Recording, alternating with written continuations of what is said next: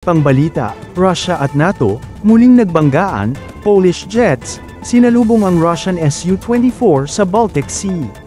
Isang Russian Su-24 fighter jet ang na-intercept ng Polish Air Force sa himpapawid ng Baltic Sea kagabi. Ibinunyag ito ngayong araw ni Poland Defense Minister Władysław Kosiniak-Kamysz.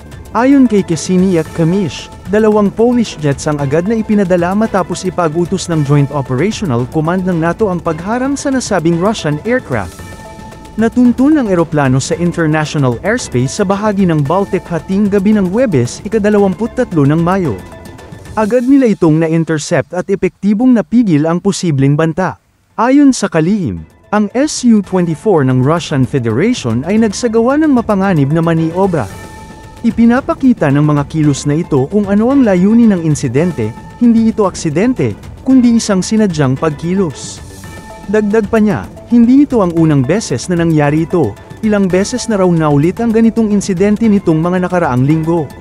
Samantala, mas pinaigting pa ang pagbabantay sa Baltic Sea matapos iulat ng Poland na isang Russian ship, na nasa ilalim ng international sanctions, ang namataan ng kainahinalang pagmamaniobra malapit sa power cable na nag-uugnay sa Poland at Sweden. Sa parehong linggo, nagsagawa ng military training ang puwersa ng NATO sa estratehikong isla ng Gotland sa Baltic, isang lugar na posibleng gawing base militar bilang tugon sa patuloy na banta mula sa Russia.